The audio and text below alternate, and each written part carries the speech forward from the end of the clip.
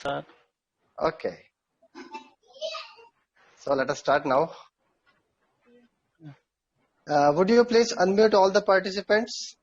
Yes, already done it. Okay.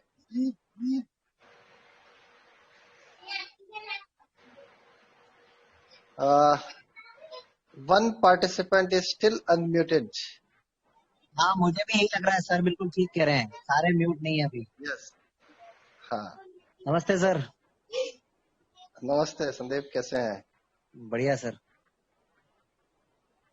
आज शाम को 7 बजे फ्री हो क्या सर? हाँ, फ्री हूँ। ठीक है, थोड़ा टाइम चाहिए आपका। हाँ, बिल्कुल। So shall we start now? Sandeep भाई। Yes, sir, please.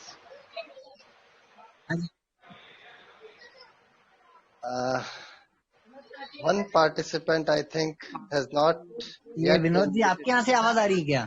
ये विनोद जी के यहाँ से है। क्या क्या?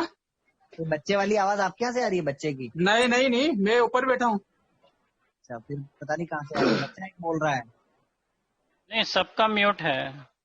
अच्छा. चलो ठीक। Anyway, let's start now. Yes, sir.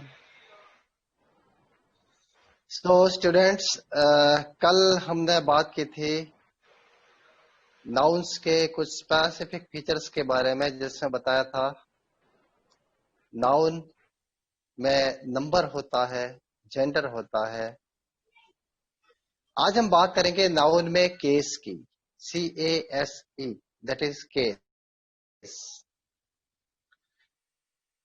जितने भी इंग्लिश के ट्रेडिशनल और क्लासिकल ग्रामर है, उनके अंदर केस को कंसीडर किया गया है, लेकिन मॉडर्न इंग्लिश के जो ग्रामर है, स्पेशली सिडनी ग्रीनबॉम, जियोफ्री लीच, ऐसे जो ग्रामेरियंस हैं, उन्होंने नाउन में केस का होना डिनाई किया है।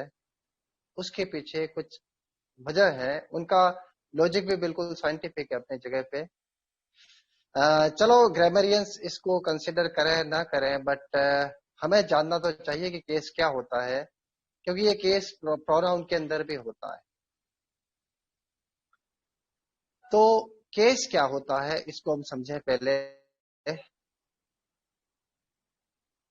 केस को समझना इसलिए भी जरूरी है कि जब हम पार्सिंग ऑफ नाउन जब करते हैं, नाउन का पार्सिंग, PARSING, पार्सिंग, तो उसमें ये देखा जाता है कि वो नाउन है, नाउन के बारे में सारे उसका एनालिसिस करते हैं। नाउन सिंगुलर है या प्लूरल है, नाउन का जेंडर क्या है, उसके अलावा नाउन के अंदर उसका केस भी देखा जाता है।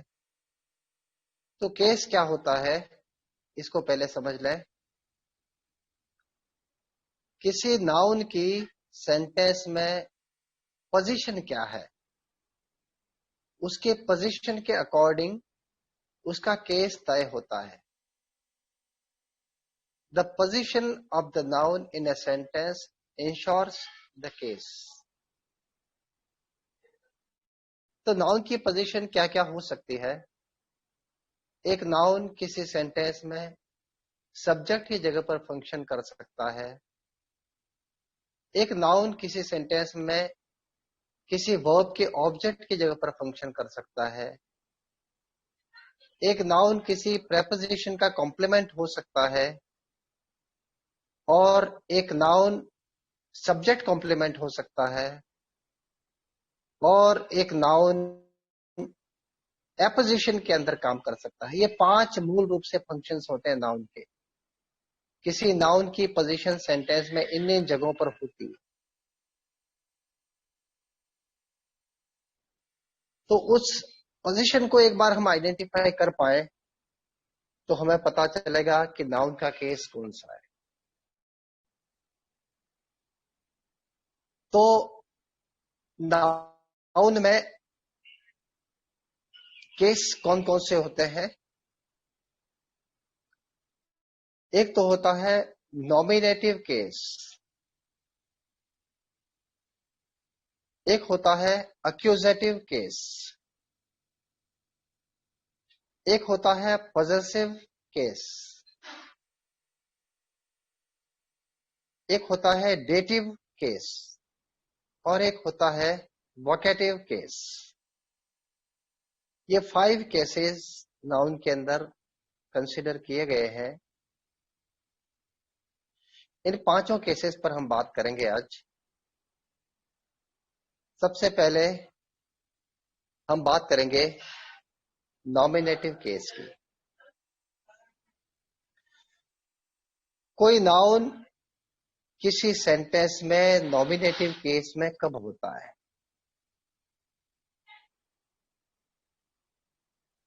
अगर कोई नाउन किसी सेंटेंस में सब्जेक्ट की पोजीशन पे काम करता है, किसी नाउन में, किसी सेंटेंस में जब नाउन सब्जेक्ट होता है,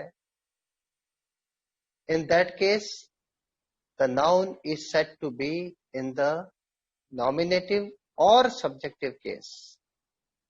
As the name suggests, subjective case, when the noun is functioning on the place of the subject of the sentence.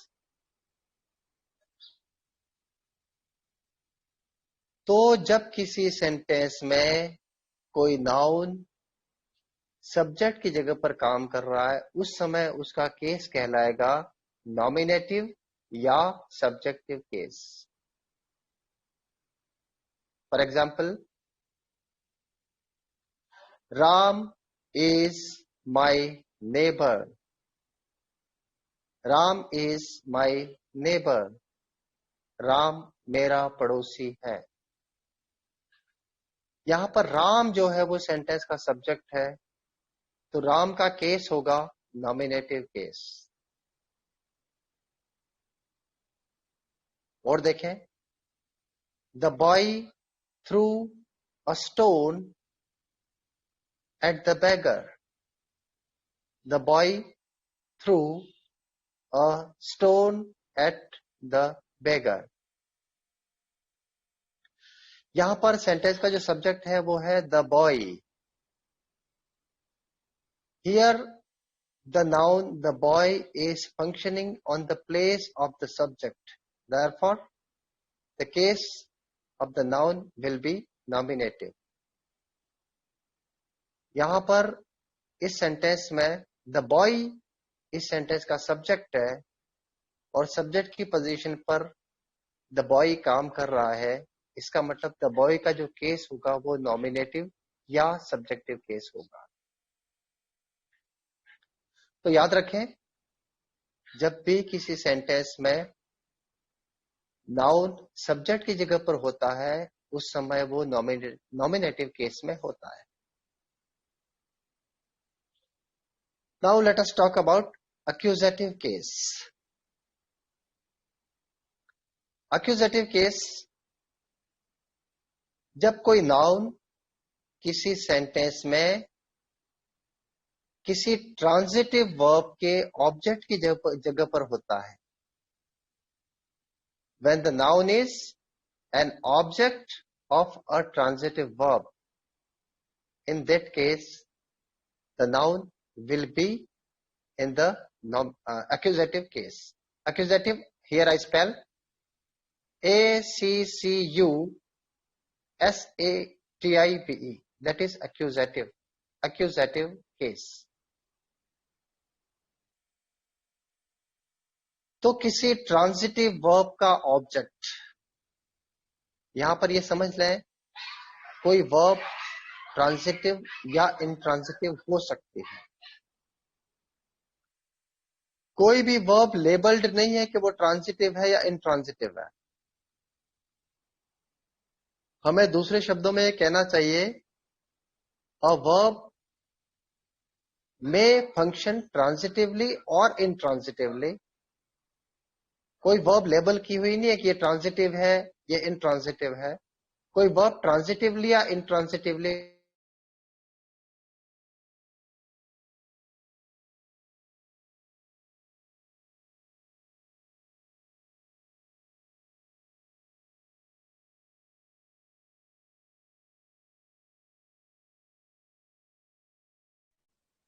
Sorry for inconvenience.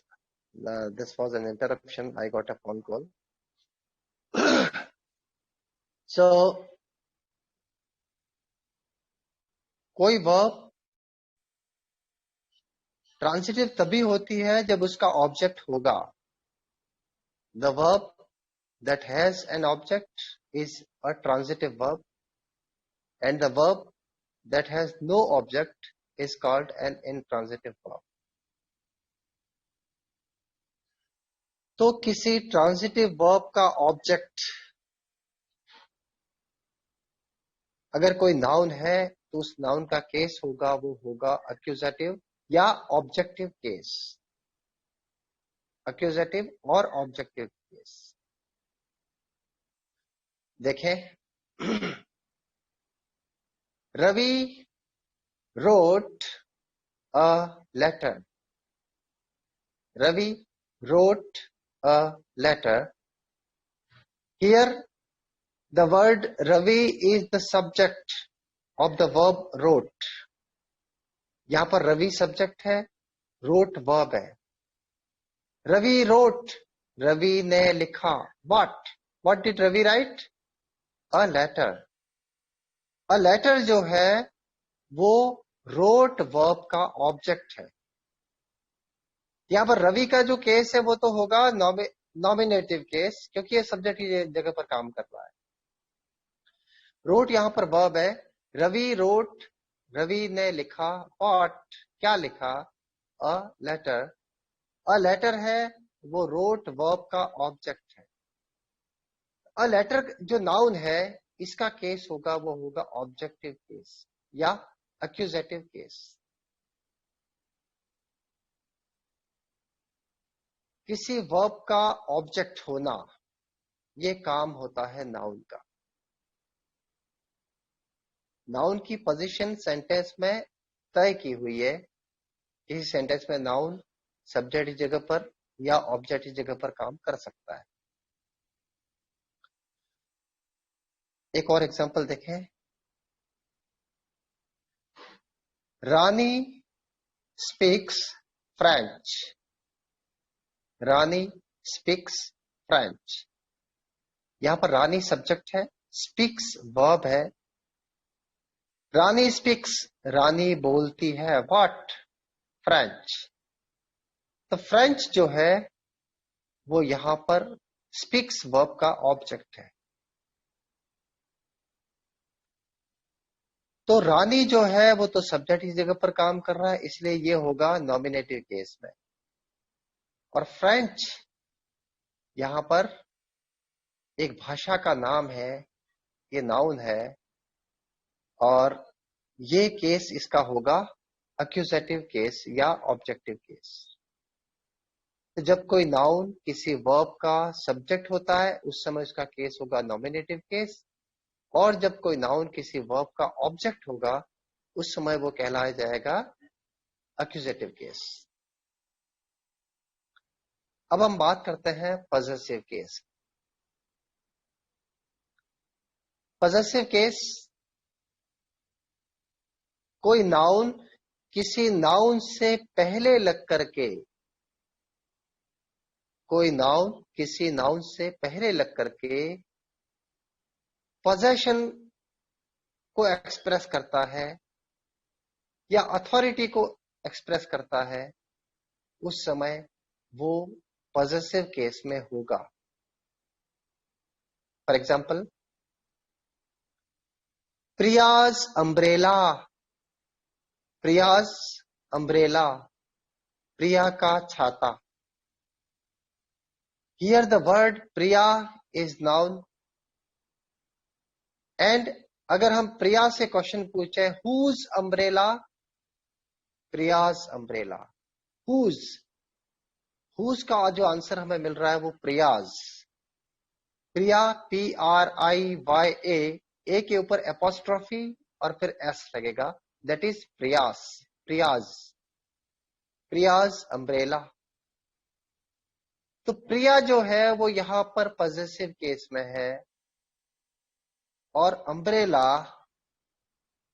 जो कि यहां पर हेडवर्ड है, जो मेन वर्ड है वो अम्ब्रेला है। अम्ब्रेला है वो भी एक नाउन है। एक नाउन से पहले एक और नाउन लगा है, दैट इज प्रिया। प्रिया जो है वो अथॉरिटी का सेंस एक्सप्रेस कर रहा है, पोजीशन का सेंस एक्सप्रेस कर रहा है। प्रिया का अम्ब्रेला, प्रिया का छाता। गर्ल्स हॉस्टल, गर्ल्स हॉस्टल, लड़कियों का छात्रावास। यहां पर हॉस्टल है वो मेन वर्ड है।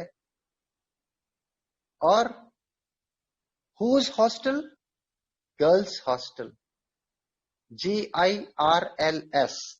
एस के ऊपर अपॉस्ट्रोफी आएगा और फिर हमें एस लिखने की आवश्यकता नहीं है। जब कोई प्लूरल नाउन होता है उसको पॉजेसिव फॉर्म में लिखना है और उसके पीछे एस आ रहा है तो हमें अपॉस्ट्रोफी केवल करना है, अपॉस्ट्रोफी लगा के एस नहीं लगाना है, क्योंकि एस ऑलरेडी यहां पर है। लेकिन प्रियाज अम्ब्रेला, यहां पर ए के ऊपर अपॉस्ट्रोफी आएगा और फिर एस आएगा। Girls hostel, whose hostel, girls hostel. यहां पर गर्ल्स जो है वो पॉजेसिव केस में है। इसको हम जेनेटिव केस भी बोलते हैं, ये ध्यान रखें। टर्म कई बार क्या होता है, कई ग्रामर के अंदर जेनेटिव केस दिया हुआ होता है तो हम कंफ्यूज हो जाते हैं कि जेनेटिव केस क्या होता है। यहाँ पर सभी के दो दो नाम है। नॉमिनेटिव का एक दूसरा नाम है सब्जेक्टिव, एक्यूजेटिव का एक दूसरा नाम है वो है ऑब्जेक्टिव, और पॉजेसिव का एक दूसरा नाम है वो है जेनेटिव, GENETIVE, जेनेटिव।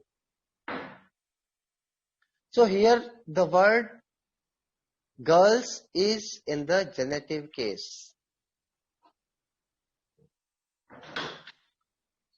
इसी तरह बात करेंगे डेटिव केस की। डेटिव केस क्या होता है इसको हम देखें।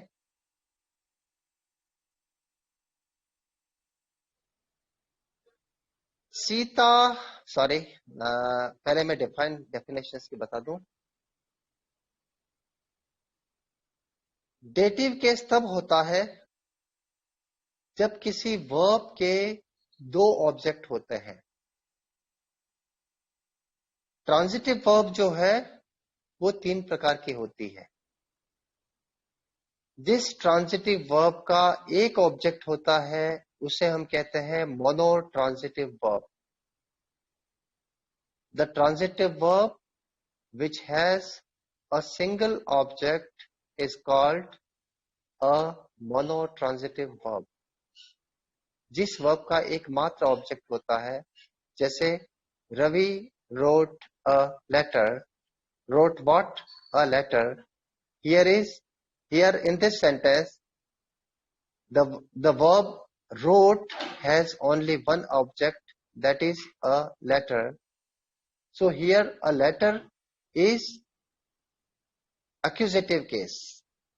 The word a letter is in accusative case, and the verb wrote is a monotransitive verb because it has a single object।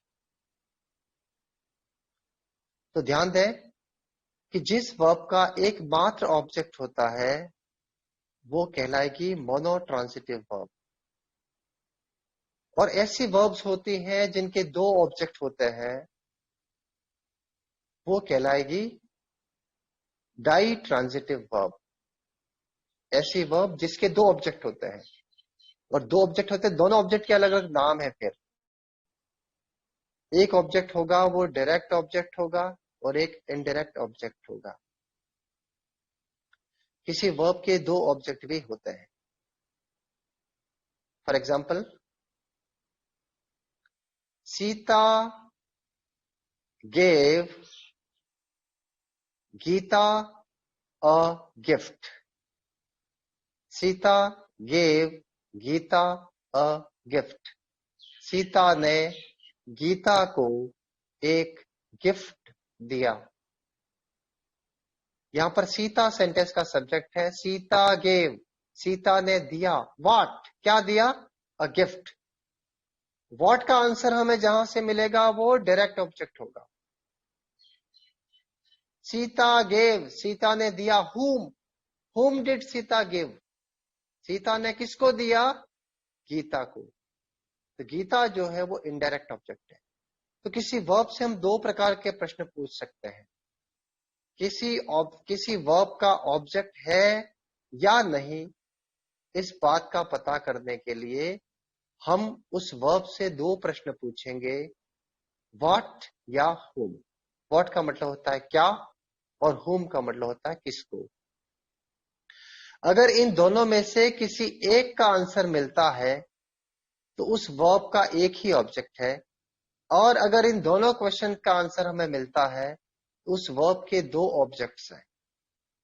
ऐसी परिस्थिति में जिस वर्ब के दो ऑब्जेक्ट होते हैं वो वर्ब कहलाएगी डाई ट्रांजिटिव वर्ब। कई बार किसी ट्रांजिटिव वर्ब का एक ऑब्जेक्ट होता है और एक ऑब्जेक्ट कॉम्प्लीमेंट होता है। एक ऑब्जेक्ट होता है और एक ऑब्जेक्ट कॉम्प्लीमेंट होता है, वहां पर वो कॉम्प्लेक्स ट्रांजिटिव वर्ब कहलाती है। कॉम्प्लेक्स ट्रांजिटिव वर्ब देखें, we elected Ravi captain. We elected Ravi captain. हमने रवि को कप्तान चुना। यहां पर वी सब्जेक्ट है, इलेक्टेड वर्ब है। We elected whom? रवि। अगर यहां पर कैप्टन को हटा दिया जाए, वी इलेक्टेड रवि, हमने रवि को चुना, this is not full sense. यहां पर हमें कमी लगती है। हमने रवि को चुना, बट क्या चुना? व्हाट? रवि व्हाट? रवि क्या है? तो वो रवि है, वो कैप्टन है। तो कैप्टन जो है वो यहां पर इस सेंटेंस में रवि ऑब्जेक्ट है, उसके सेंस को कंप्लीट करता है। That is why captain is an object complement, because it completes the sense of the object of the verb elect. We elected, हमने चुना। किसको चुना? whom did we elect? Ravi. So Ravi is the object of the verb elected. We elected Ravi, हमने रवि को चुना। रवि क्या है? Captain. तो कैप्टन जो है वो रवि के सेंस को कंप्लीट करता है, इसलिए कैप्टन जो है वो ऑब्जेक्ट कॉम्प्लीमेंट है। इस सेंटेंस में इलेक्टेड वर्ब का जो ऑब्जेक्ट है वो तो है रवि, लेकिन इस ऑब्जेक्ट का अपना जो कॉम्प्लीमेंट है वो है कैप्टन। इस वर्ब में एक ऑब्जेक्ट है, दूसरा जो है वो ऑब्जेक्ट कॉम्प्लीमेंट है। ऐसे में ये जो वर्ब है कही जाएगी कॉम्प्लेक्स ट्रांजिटिव वर्ब। तो ट्रांजिटिव वर्ब मैंने तीन प्रकार की बताई, monotransitive, ditransitive and complex transitive. वापस हम लौटते हैं पीछे डेटिव केस पर। तो कोई नाउन डेटिव केस में तब होगा जब वो वर्ब का इनडायरेक्ट ऑब्जेक्ट होगा। डायरेक्ट ऑब्जेक्ट और इनडायरेक्ट ऑब्जेक्ट दो ऑब्जेक्ट होते हैं, वहां पर इनडायरेक्ट ऑब्जेक्ट जो होगा वो डेटिव केस में होगा, और डायरेक्ट ऑब्जेक्ट होगा वो होगा अक्यूजेटिव केस में। दोनों ऑब्जेक्ट के केस अलग अलग होंगे।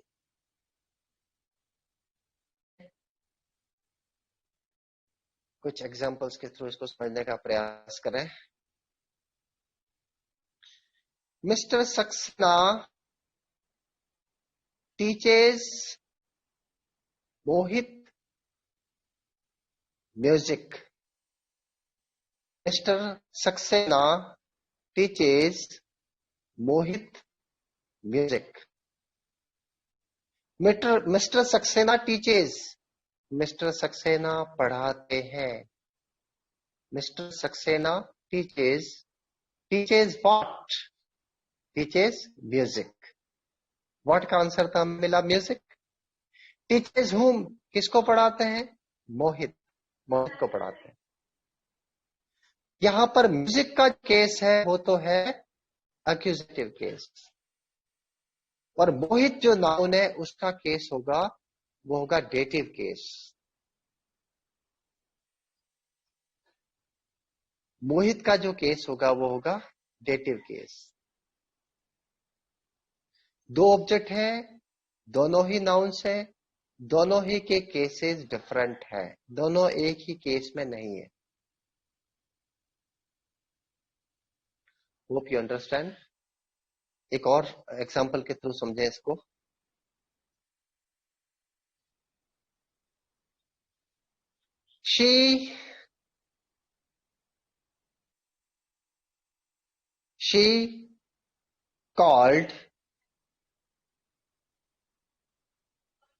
she called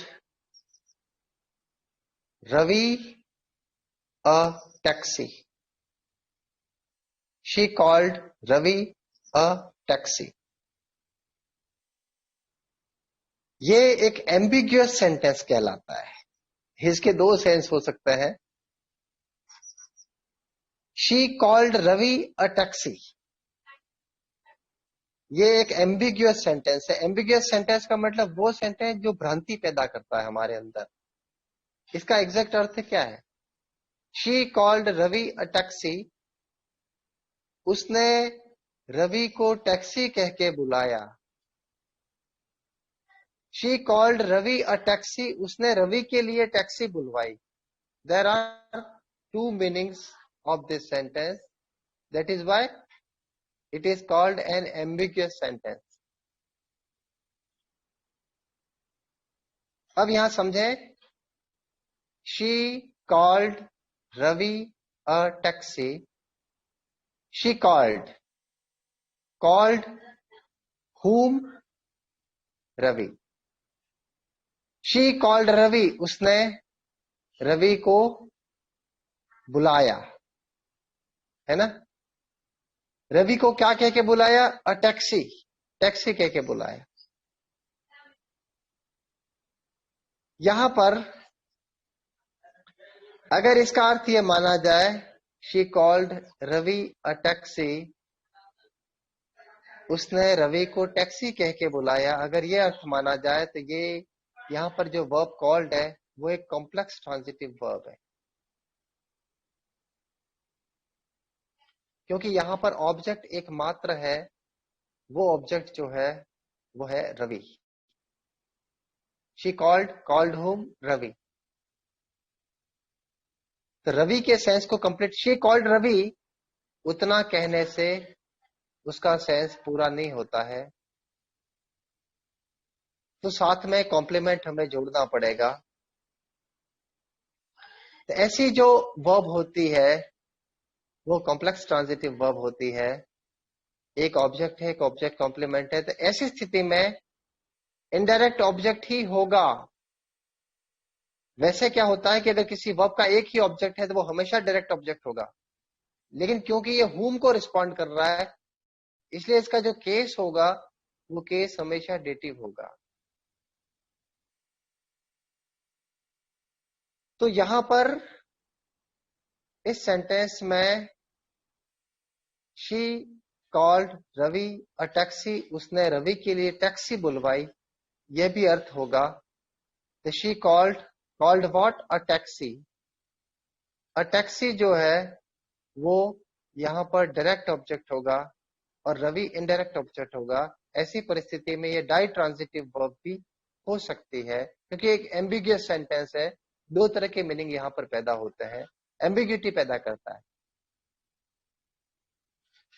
तो ऐसे में एक का जो केस है, टैक्सी का जो केस है वो तो होगा अक्यूजेटिव, और रवि का जो केस होगा वो होगा डेटिव। तो अगर किसी वर्ब के दो ऑब्जेक्ट हैं, जो इनडायरेक्ट ऑब्जेक्ट होगा यानी whom को जो रिस्पॉन्ड करेगा वो इनडायरेक्ट ऑब्जेक्ट होगा। इनडायरेक्ट ऑब्जेक्ट का जो केस होगा वो तो होगा डेटिव, और डायरेक्ट ऑब्जेक्ट का जो केस होगा वो होगा अक्यूजेटिव। आगे हम बात करेंगे वोकेटिव केस की। वोकेटिव केस क्या होता है? वोकेटिव केस में ये होता है कि जब किसी नाउन को एड्रेस किया जाता है, उस समय उस नाउन का जो केस होगा वो डेटिव सॉरी वोकेटिव केस होगा। फॉर एग्जाम्पल इसको देखें, come here children, come here children, बच्चों इधर आओ। In this sentence, it is an imperative sentence, and in this sentence, the noun children is being addressed. Children को address किया जा रहा है। Come here, children. बच्चों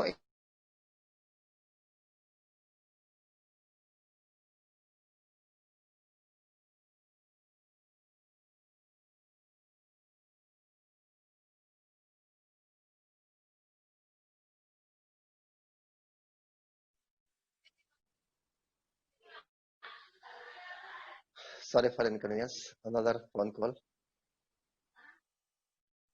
So come here children, जब हम ये बोलते हैं, चिल्ड्रन को हम एड्रेस कर रहे हैं, उनको हम पुकार रहे हैं, कम हियर चिल्ड्रन, बच्चों इधर आओ। यहां पर चिल्ड्रन का जो केस होगा वो होगा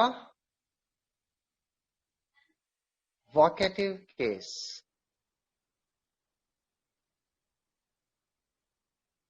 अरे पूजा, अरे मयूर को बोलना वो एक बार किंशुक से बात कर ले। मयूर को बोलना एक बार किंशुक से बात करे, फोन आ रहा है उसका।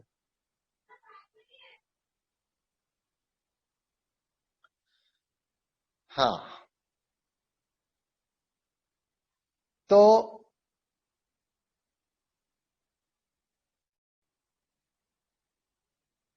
अगर मैं कहूं listen to me students, listen to me students, listen to me, मुझे सुनो, स्टूडेंट्स विद्यार्थियों मुझे सुनो, तो मैं आपको पुकार रहा हूं। You are being addressed, the students are being addressed in this sentence.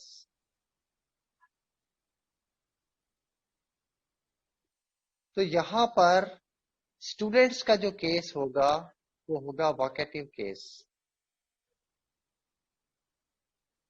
तो जनरली इंपरेटिव सेंटेंसेस के अंदर किसी नाउन को एड्रेस किया जाता है, तो वो जो होगा वो वोकेटिव केस होगा। फॉर एग्जाम्पल, हाँ नहीं अभी दे रहे,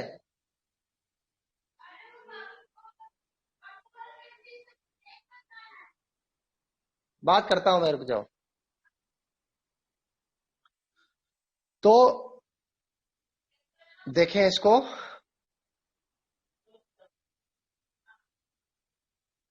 कि अगर किसी को पुकारा जाए,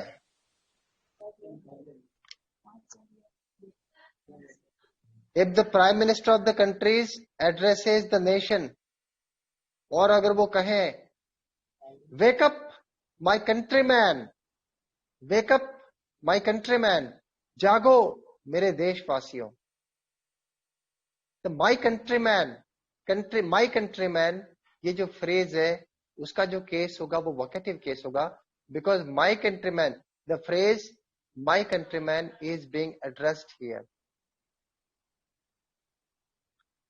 ये 5 केसेस मैंने बताए। नॉमिनेटिव, सब्जेक्ट की जगह पर जब नाउन काम करे तो वो नॉमिनेटिव केस। एक्यूजेटिव, जब सेंटेंस में ऑब्जेक्ट की जगह पर काम करे नाउन तो वो होगा एक्यूजेटिव। डेटिव केस, जब किसी वर्ब के इनडायरेक्ट ऑब्जेक्ट की जगह पर काम करे तो वो डेटिव केस। और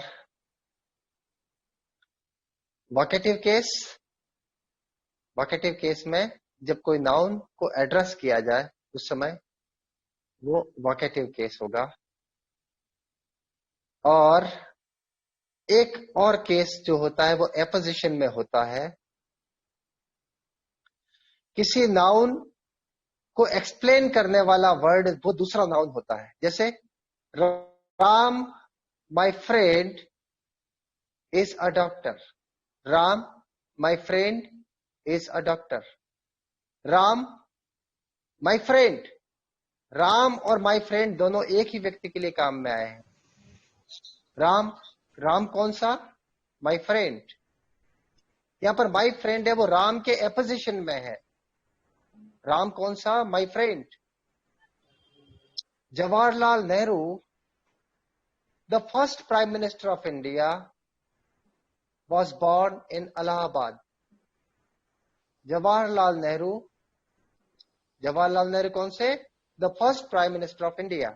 जवाहरलाल नेहरू और the first prime minister of India ये दोनों एक ही नाउन के लिए काम में, एक ही व्यक्ति के लिए दो शब्द काम में आए हैं। तो जवाहरलाल नेहरू के एपोजिशन में जो होगा वो होगा the first prime minister of India. ये जो एक फ्रेज है, ये फ्रेज एपोजिशन में कहलाएगा। In apposition to the noun Jawaharlal Nehru.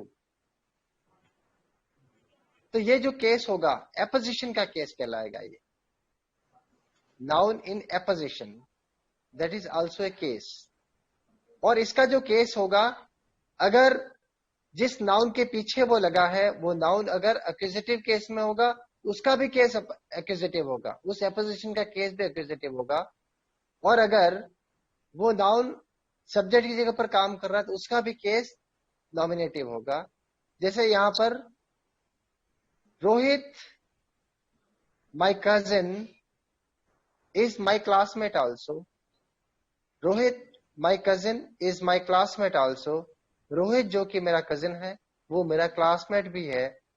तो माय कजिन, रोहित है वो सब्जेक्ट की जगह पर काम कर रहा है, तो माय कजिन का जो केस होगा वो भी नॉमिनेटिव केस होगा। I saw Rohit my cousin. I saw Rohit my cousin.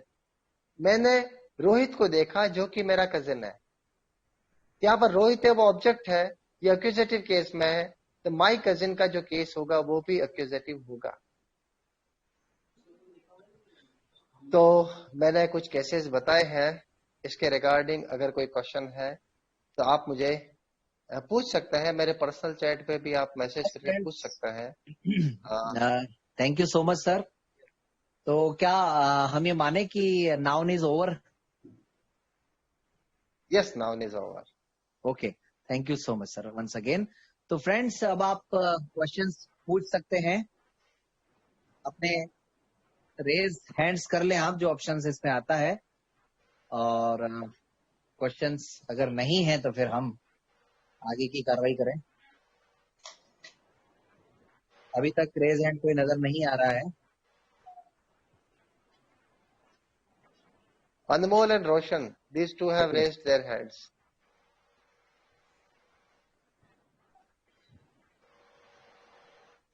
अनमोल नरेला, चलो अनमोल क्वेश्चन पूछो। हेलो। Yes. यस सर, जैसे आपने बताया था एग्जाम्पल के लिए, जैसे ही स्पोक ना, ही स्पीक्स फ्रेंच, तो जैसे स्पीक्स है उसके ऑब्जेक्ट है, तो आपने कहा था दो क्वेश्चन पूछने हैं, व्हाट और हु, है ना? हाँ। तो उसमें अगर हम हु क्वेश्चन, व्हाट तो पूछेंगे तो आएगा फ्रेंच, और हु पूछेंगे तो ऐसे भी पूछ सकते हैं भी हु स्पीक्स फ्रेंच, ही। तो फिर ये तो मतलब नहीं तो हाँ, देखो, अगर आप हु पूछेंगे तो आपको सब्जेक्ट का पता चलेगा। वर्ब से अगर आपका क्वेश्चन हु है, if you ask the verb a question starting from who, the subject will be identified. Question पूछेंगे वर्ब से तो आपको सब्जेक्ट का पता चलेगा। अगर हुम क्वेश्चन पूछेंगे, WHOM, हुम, तो आपको ऑब्जेक्ट का पता चलेगा। हु पूछना है। होम पूछना, WHOM, ओके सर। ठीक है ना? रोशन भाई, आपके पास रिक्वेस्ट आई है। रोशन, आपके पास रिक्वेस्ट आई है, आप अनम्यूट करें। Roshan, hello sir. Ask your yes question, ask your question. Sir बहुत सारे क्वेश्चंस क्रिएट हो गए हैं। जैसे सर मैं एक एग्जांपल देता हूँ। जैसे he gave, sorry, Rohit gave Mohan pen. इसमें हाँ पेन क्या है और रोहित क्या है सर? वैसे तो इसमें कौन कौन से केस है, इसके बारे में मुझे बताइए हाँ सर। हाँ, देखिए आपका सेंटेंस था रोहित गेव मोहन अ पेन, ठीक है? यहाँ पर रोहित है वो तो यस। सब्जेक्ट है सेंटेंस का, गेव वर्ब है। हाँ रोहित वो तो। गेव, रोहित ने दिया व्हाट, क्या दिया? अ पेन। अ पेन है वो तो एक्यूजेटिव केस में है, ठीक है? रोहित गेव, रोहित ने दिया हुम, किसको दिया? किसको दिया? मोहन को। तो मोहन जो है मोह वो मोहन है ना। रोहित गेव मोहन, रोहित ने मोहन को दिया। गेव हुम, किसको दिया? तो मोहन को। तो मोहन जो होगा वो डेटिव केस में होगा। इनडायरेक्ट ऑब्जेक्ट है वो डेटिव डेटिव केस में केस। है, और डायरेक्ट ऑब्जेक्ट है वो एक्यूजेटिव केस में। और सर ये मोनो ट्रांजिटिव वर्ब और डाई ट्रांजिटिव वर्ब, और एक क्या बताते sir? Complex transitive verb.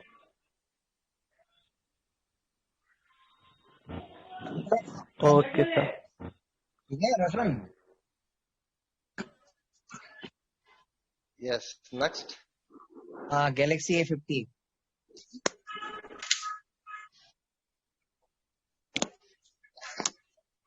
Galaxy A50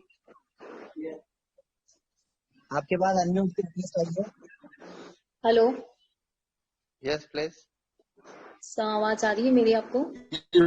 yes yes, बिल्कुल आ रही। नमस्ते सर। जी नमस्ते। वैसे तो सर मैं पहले की क्लास से एक दो बार जुड़ी, थोड़ी सी देर के लिए। हाँ हाँ आज हाँ हाँ। मुझे बोलने का मौका मिला है। बहुत अच्छी क्लास आप ले कौन रहे हैं बोल आप रही सब, है? बहुत अच्छा था सर। मैं रिकॉर्डिंग क्लब से आरती जयवंती। क्या बात है, हेलो आपकी आवाज बहुत मेरे को फेमिलियर लगी थी, इसलिए मैंने पूछा आपसे। हेलो, आ रही है सर आवाज? Yes yes yes, I hear you. Galaxy A50 अपना क्वेश्चन यही पूछिए। आप प्रॉब्लम unmute सर पहले भी हुई थी कि गैलेक्सी आवाज A50 में क्वेश्चन प्रॉब्लम। पूछिए। हेलो हाँ मैडम, जी आप एक मिनट शांत रहिए, बताइए आप कैमरा बताइए बंद करिए। क्वेश्चन। गैलेक्सी A50 अपना क्वेश्चन पूछिए प्लीज। हेलो, मेरी आवाज आ रही है? यस आ रही है। तो मैं ये पूछ रहा था, she called she called Mohit a car, है ना? हाँ ये सेंटेंस था। हाँ हाँ। तो क्या हम ऐसा नहीं कर सकते, she called a car for Ravi, ऐसा हो हाँ सकता है क्या? हाँ बिल्कुल हो सकता है ना। मैंने बताया था कि ये एम्बिगियस सेंटेंस है, जी इसके जी दो मीनिंग लिख सकते हैं। अगर आप क्लियर सेंस में बोलना चाहते हैं, he called a car for Ravi, है ना, अच्छा, तो वो यहाँ एम्बिग्यूटी फॉर, एम्बिग्यूटी खत्म हो जाएगी। हाँ बिल्कुल जी लग जी सकता है, जी जी प्रपोजिशन फॉर लगा के आप इसका सेंस कर सकते हैं। सर, प्रोपोजिशन में फोर और टू, टू में कंफ्यूज रहता हूँ, फोर लगाऊं कि टू, तो यहाँ फोर और हाँ टू में क्या बिल्कुल। हाँ, यहाँ पर फॉर मतलब? ही आएगा, लेकिन प्रपोजिशन का चैप्टर हम बहुत अच्छी तरह से इसको पढ़ेंगे आगे, है ना। जी जी जी, थैंक यू सर। हाँ मैडम, जयवंती मैडम, जयवंत मैडम, मैडम वेट मैडम। लगता है दूसरे काम में लग गए।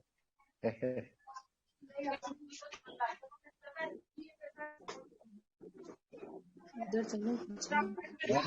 आपकी आवाज आ रही है? हाँ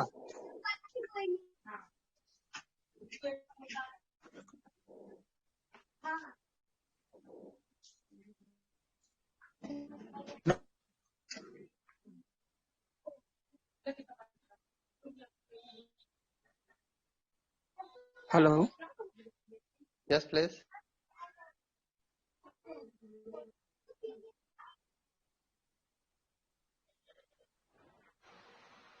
Yes, sir, please.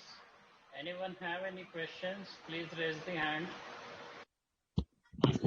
हाँ विनोद जी, जी hello hello Vinod ji, hello हाँ आ रही है हाँ मैडम, हाँ हाँ आ रही है, आवाज आ आ रही है, रही है? नीतू मैडम क्या आ रही है आवाज? आ रही हाँ है, आ मैडम रही है। बोलिए। मैं बोलूं अब सर, आवाज आ गई? हाँ आ रही बिल्कुल आ है। रही है। लिख हेलो के दें। हो गया ना? तो हेलो, नमस्ते सर। नमस्ते। मैं रिकॉर्डिंग क्लब से जयवंती आसवानी, सभी साथियों को जी इंग्लिश की क्लास आज ज्वाइन की, लेकिन ये बहुत समय से जूम की जो मीटिंग हो रही थी, मैंने पहले भी कोशिश की थी जब 20 मई को थी, लेकिन ये नेटवर्क की प्रॉब्लम है या क्या है तो मैं नहीं जुड़ पा रही थी। लेकिन अभी भी क्या हाँ आप लोगों को मेरी आवाज आ रही है सर?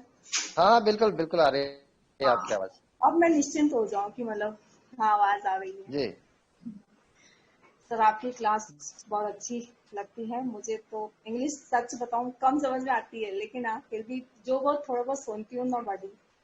और स्टूडेंट्स के भी कॉल जिनके आ रहे हैं, कोशिश की जा रही है कि उन्हें ग्रुप में ऐड किया जाए ताकि वो आपकी क्लास बिल्कुल कर सकें। बिल्कुल।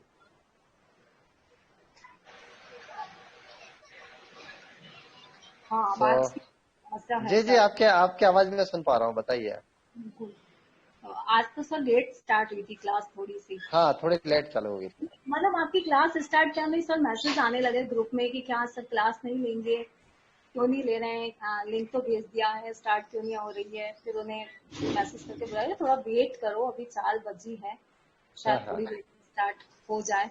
और इतनी देर में सर का मैसेज आया कि हाँ स्टार्ट हो गया। नहीं वेट रहता है सर आप की क्लास स्टार्ट होने का बच्चों को। तो बहुत नेक्स्ट हम ध्यान रखेंगे, कोशिश करेंगे कि ठीक 4 बजे चालू हो जाए मैडम क्लास। आज कुछ नेटवर्क इश्यू था, इस कारण से नहीं हो पाई थी वो। 5-10 मिनट लेट हुई है, नेटवर्क इश्यू हो गया था इस कारण। नहीं मतलब सर देखिए ना कि अगर थोड़ी सी भी लेट होती तो बच्चे कितने एक्साइटेड नहीं, वो तैयार रहते हैं ना पहले से ही कि बस जी 4 बजे से ही स्टार्ट होना चाहिए, क्योंकि उनको भी अच्छा लगता है, इंतजार करते हैं वो। तो अब ये तो खैर हो ही जाता। Mukesh Upadhyay is raising hand. Okay okay, hello, call आ गया था सर बीच में स्टूडेंट का, sorry. No problem. Okay sir, मैं इतना ही कहना हाँ चाहूँ। Mukesh ji unmute thank you. कीजिए। मुकेश जी रिक्वेस्ट आई है, अनम्यूट कीजिए आप। मुकेश जी नेटवर्क की समस्या थी थोड़ी सी, तो कई बार मुकेश जी प्रॉब्लम आपके होती पास अनम्यूट की रिक्वेस्ट आई है, आप अनम्यूट कीजिए। वो ऑप्शन है उसमें, आप अनम्यूट वाले पे क्लिक कीजिए। आप अरे अनम्यूट हो गए हैं, पूछिए अपना question. Mukesh ji ask your question please. हाँ मुकेश जी क्वेश्चन पूछे हैं अपना।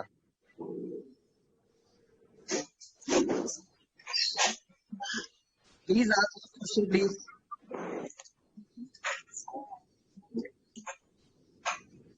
आई थिंक उनका आवाज नहीं जा रही है, आई थिंक।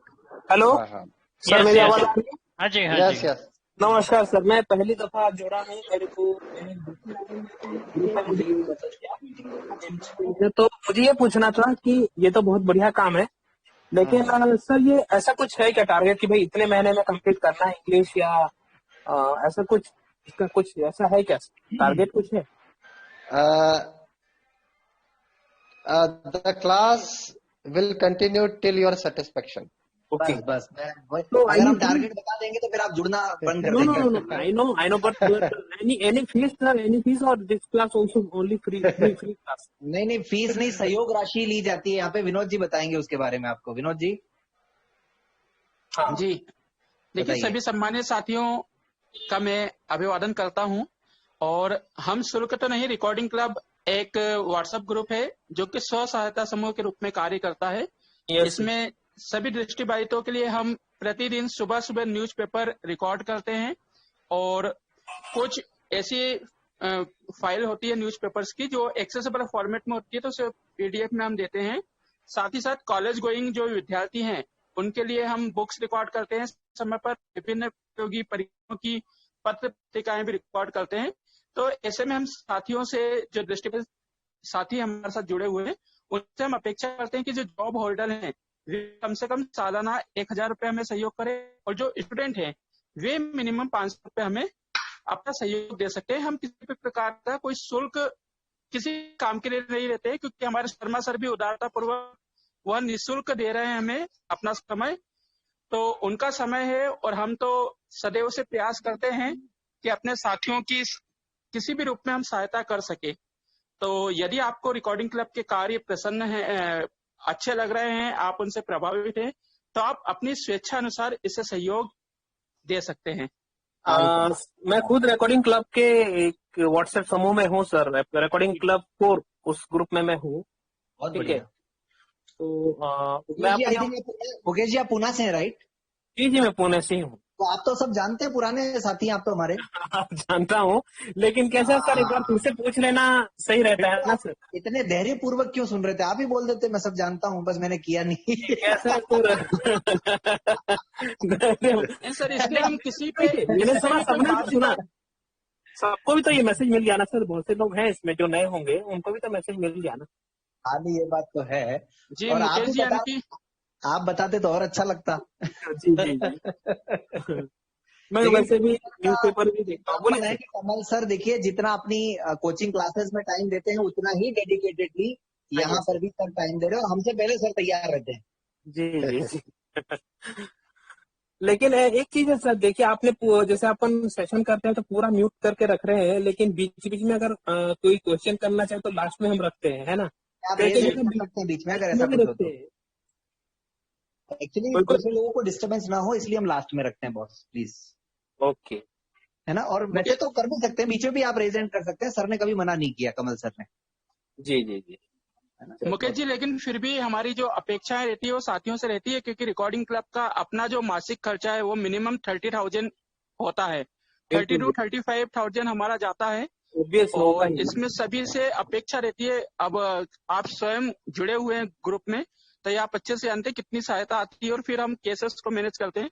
लेकिन हाँ, सभी हमारा डिटर्मिनेशन है कि हम बेटर से बेहतर कुछ कर सके, तो उसके लिए पूरे समय हम देते हैं और अपेक्षा करते हैं आपके माध्यम से कि सभी साथी रिकॉर्डिंग क्लब को खुलकर भरपूर सहयोग दें, ताकि हम और भी अच्छा आप लोगों के लिए कर सके। आपके सहयोग से आपके लिए काम किया जाएगा। अच्छी बात सर। मुझे बताइए, एक मुश्त दिया जा सकता है या इनको 500, 200, 300 आपकी सुविधा अनुसार, आपकी सुविधा अनुसार, आपकी सुविधा अनुसार। चलिए सर जी, तो फिर पे नंबर कौन सा रहेगा, किसका नंबर रहेगा? देखिए, सहयोग राशि के लिए आप 9414868659, आई रिपीट 9411, जी संदीप जी का जो नंबर है उस पर आप गूगल पे, फोन पे, पेटीएम या जो भी आपको ऑनलाइन मेथड रहती हो उस पर, या फिर रिकॉर्डिंग का जो अकाउंट नंबर है। अरे सर जी, अभी अकाउंट नंबर टाइप करने बैठे, उससे अच्छा गूगल पे ही कर दे तो बेटर और इजी होता है वो। जी जी बिल्कुल सही है, बिल्कुल सही है। तो आपको जो सुविधा लगे आप उससे अपनी इच्छा अनुसार, क्षमता अनुसार कर सकते हैं। बिल्कुल कर देंगे, कोई नहीं सर। और बहुत अच्छा ये आपने इनिशिएटिव लिया, बहुत अच्छा लग रहा है। तो मैं बोला चलो हम भी घर में बैठे हैं तो लाभ उठाएं इस चीज का, और आगे भी लाभ उठाते रहेंगे। अगर जॉब भी मिल गई तभी भी लाभ उठाते ही रहेंगे। नहीं सर, बराबर हम सब लगे हुए इसके लिए। आपका बहुत बहुत धन्यवाद। जी थैंक यू। तो कब सर? Yes sir. रोज तो हम लोग बोलते हैं, आज अगर आप कुछ कहना चाहते अपनी तरफ से। बस मैं तो सिर्फ इतना ही कह रहा हूँ कि ज्यादा से ज्यादा लोग लाभान्वित हों, उतना अच्छा है। बेनिफिशियरी, नंबर ऑफ बेनिफिशियरीज जितना ज्यादा होगा उतना हमें अच्छा लगेगा। ये आरटी नोट्स को फॉलो कर रहे हैं सर, 40 के आसपास। बिल्कुल जी। तो दोस्तों, ये सर का मैसेज आपने सुन लिया, अपने सभी साथियों को बताइए भाई। ये सब मतलब सर इसीलिए कर रहे हैं कि जितने ज्यादा से ज्यादा लोग बेनिफिट ले सकें। और टाइम सब आपको पता ही है, मंडे टू फ्राइडे 4 से 5। जूम के लिंक भी चेंज नहीं हो रहा है दोस्तों, अभी तो ये भी देखिए आप। क्यों सर? बिल्कुल लिंक भी है। और देखिए, और एक बात ये भी है कि जैसा अभी कहा कि चार्ज, कोई भी चार्ज नहीं, केवल आपका समय निकालना है और आप सीख सकते हैं। जी, रिकॉर्डिंग क्लब में बहुत कुछ है इसके अलावा। ये रिकॉर्डिंग क्लब का एक हिस्सा है, जितना रिकॉर्डिंग क्लब कार्य करता है उसमें इस तरह के बहुत सारे काम है, जिसमें आप लोग अभी आने वाले समय में हम कंप्यूटर क्लासेस भी प्लान कर रहे हैं। हाँ सर, कमल सर कंटिन्यू करें सर, आप कुछ कह रहे थे। यस, सो एक तो मैं चाहूंगा कि स्टूडेंट जो है, क्योंकि जब हम किसी लैंग्वेज को पढ़ते हैं तो नेचुरली कई सारे कंफ्यूजन्स होते हैं. If you have any type of confusion, feel free to message me, call me, whatever, और जितना मैक्सिमम पॉसिबल होगा वो मैं आपको सपोर्ट कर पाऊंगा. तो उसमें कोई ज्यादा परेशानी मुझे है नहीं. तो आप बिल्कुल निश्चिंत रहें, आराम से अपना क्वेश्चन पूछें. I will try my best to reply your queries. So that's all for today.